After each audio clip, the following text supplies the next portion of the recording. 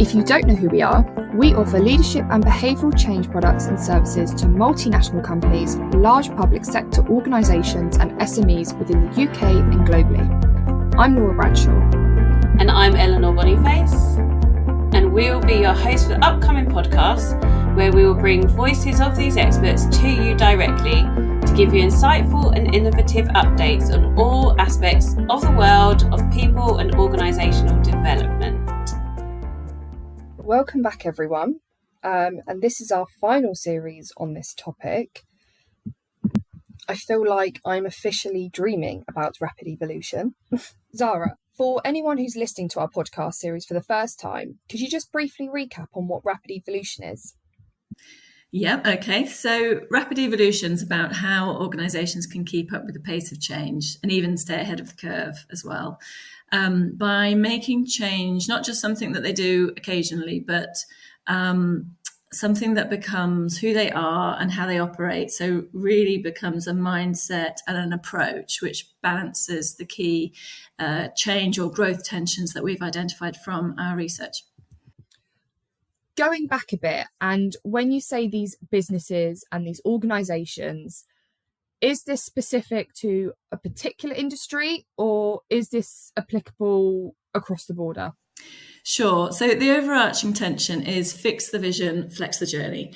So this is about having a big, meaningful, and hopefully genuinely exciting long-term aspiration for what the company's all about. So, what does it give people beyond just creating profit for shareholders? So this is a long-term and big picture vision, which should remain constant over time, providing that stability and consistency. So this needs to be balanced and contrasted with the flexibility and agility in adapting to the changing environment in terms of how you get there. So that flex the journey piece. The second tension is between productive paranoia and courageous conviction. So productive paranoia is the opposite of complacency, really. So it's about looking outside of your organization at what's going on, what's changing, continually asking, are we still relevant? Are we still delivering what our customers or clients or service users want and need? But this needs to be balanced against committing to a set of priorities and going after them with real confidence and conviction. So stopping that questioning and acting. The third tension is between fearless experimentation. So that's about continually testing a range of different things, new things, taking risks on a small scale, against sharp decision making. So ultimately deciding which of these things shall we go with, and more importantly, what should we stop doing or discontinue. So it's about making these decisions really effectively. So that would include minimizing cognitive biases, for example, and using all of the data and insights available.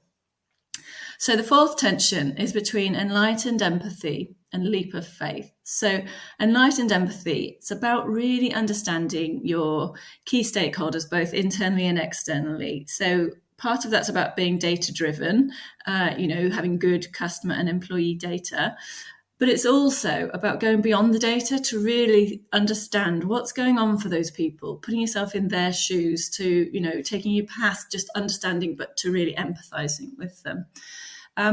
But this is in contrast with leap of faith, which is about not just about what the data is telling you, but using those insights and adding some creativity and possibly some expertise, but definitely creativity.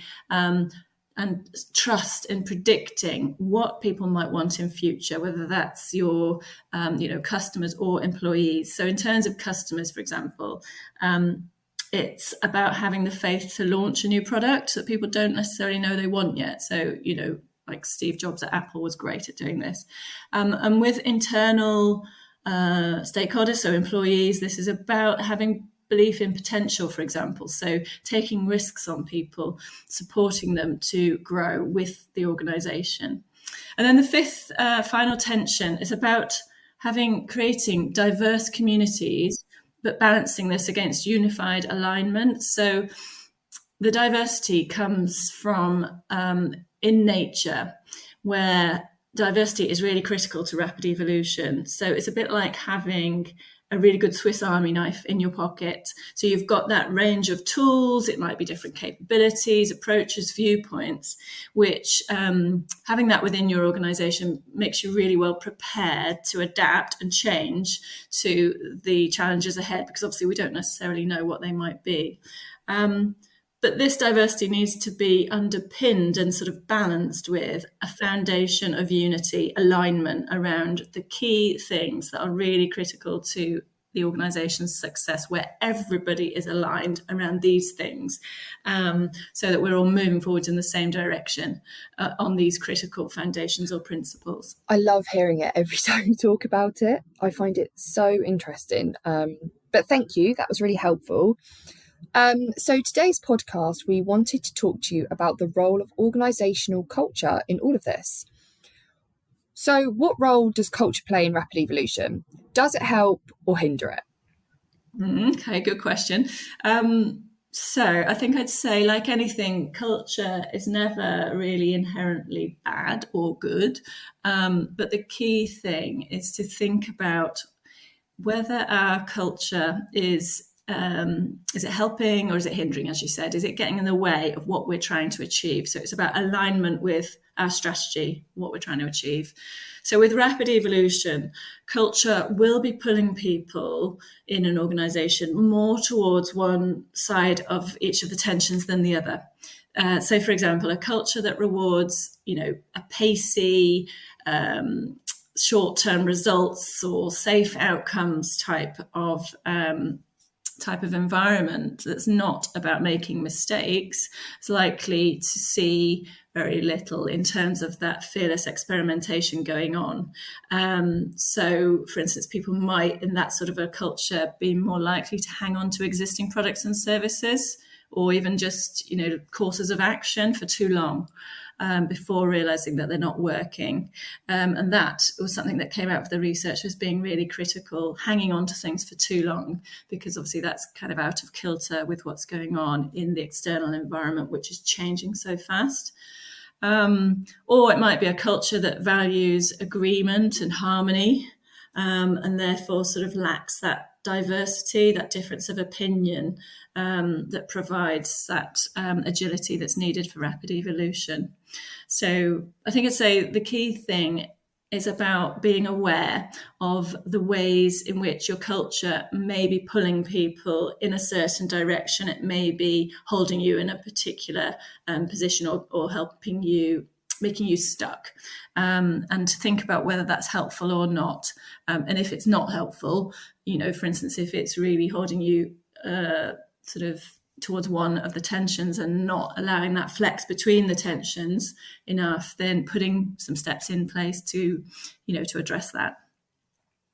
Well, that's really interesting, Zara, because thinking about the different tensions and organisational culture, I actually recently attended a simulation event, which was run by a few of our consultants for quite a large client. And it was really interesting because the team, when they were presenting back to quite senior leaders, were talking about taking the organisation into areas of risks, but to improve learning and development. And the way in which they wanted to do that was by experimenting more with smaller, more controlled tests or trials, especially around new technology, and then implementing that company-wide with specific frameworks and their working. So I guess a question to you, thinking about all of this, do you think that this kind of level of experimentation would generate better success in times of rapid change for companies that are experiencing everything at the moment? Yeah, definitely. That sort of thing's really important. It came out time and time again in the research that we did leading up to this. So again, because the environment is changing so quickly, it's very hard to predict. So we can't necessarily always have the sort of proof that we might usually want to inform our decision making to predict what's going to happen next. So that means that you need that testing, you need that rapid testing on a small scale. And it's exactly the sort of thing that you see successful companies doing. Those companies that have been able to to achieve sustained growth and evolution over time. So a good example came from Tesco. So when Tesco developed the Tesco Express as a new format for a store in the 1990s, they did that exact thing. They started small, and they kept tweaking and testing different setups, different formats through really quite well-controlled trials, and learned each time, what worked, what didn't work, and then evolved it and kept testing new formats until they found the format that seemed to really work well. And it was only when they felt confident enough that they'd got to that point that they upscaled the investment. So really important there. And I think you can see contrasting examples. In fact, there's an interesting one from Tesco again when they tried to launch into a venture in the US where they didn't take that approach. So obviously in a large organization, you haven't necessarily got the same approaches being used everywhere. So that's another important thing. Look at your subcultures, but also Peloton. So they provided a really useful and interesting case study, and still are, but particularly given what they experienced over the pandemic and how they are recovering.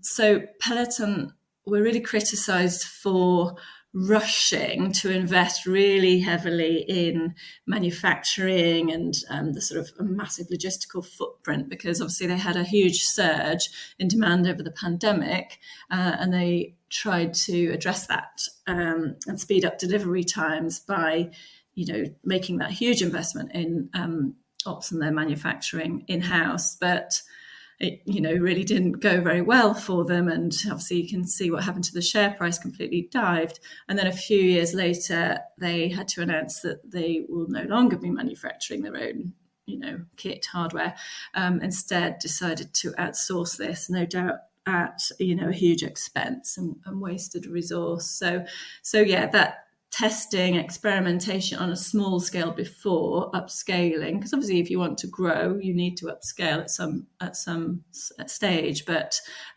doing that testing first, really important. So my question to you, Zara, what sorts of things should leaders look out for in their organisational culture as cultural factors that might be pulling companies too much towards one side of attention and getting them stuck or holding them back? Yeah, so it's an interesting thing about culture, isn't it? Because it has such a strong influence on behaviour, but it's quite subtle, invisible. So what can you look out for? It's really important to look at culture. I think often it gets overlooked. We know it has a strong influence because it sends signals about how everybody should behave. So there's that well-known phrase about culture is how we do things around here. So it's that invisible guide and influence on people's behaviour. So for example, in terms of what to look for, I'd always start with so who and what is celebrated, informally or formally, what's being celebrated in this company, because that tells people what's important and what should I do? How should I behave if I'm to succeed here? So is it, for instance, the people who, nail the results, who land the wins, or is it the people who are taking risks, doing all of that testing out the various options to, develop the thing that finally is successful at the end? Also, what's measured, in performance appraisals and management reporting, and what isn't measured. Very telling in terms of what people will focus on. People will focus on whatever's measured. So this sends a strong signal to people about what's important.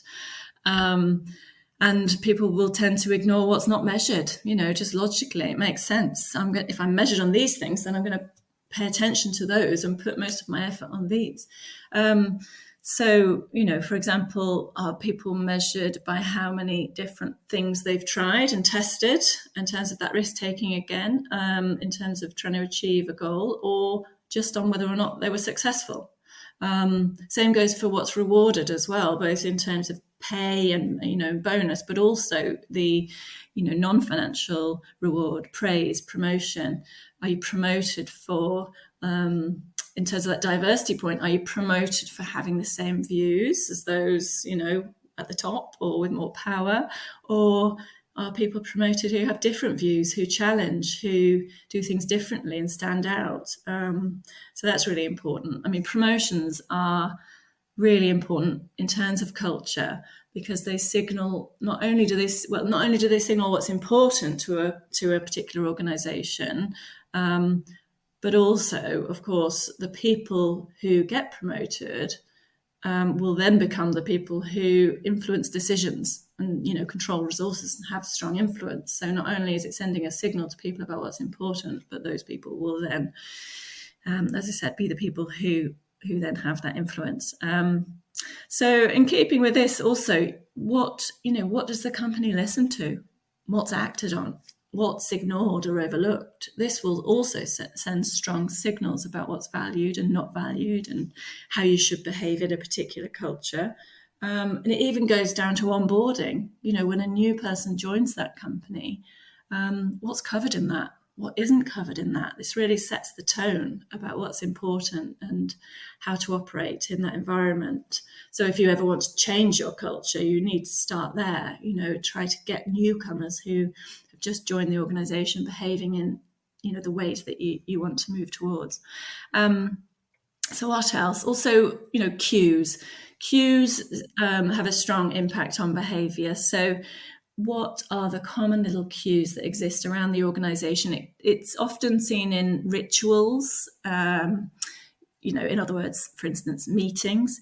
What types of behaviours or attitude do our little rituals encourage or discourage? Do we, for instance, always try to do too much in a meeting, and therefore we end up trying to rush at the end of a meeting to come to an agreement on what we're going to do? Because obviously that sort of thing makes disagreement or challenge quite difficult. That becomes quite frowned upon because we're running out of time. We need to come to an agreement. Or even we might run out of time before we even make a decision. So it means that decision-making gets slowed down. So these little rituals and habits really have an impact on how we do things. And I think I'd say the final thing, obviously, I say obviously, but I think it's well known in terms of culture, role modelling, particularly from the leaders. What do they role model?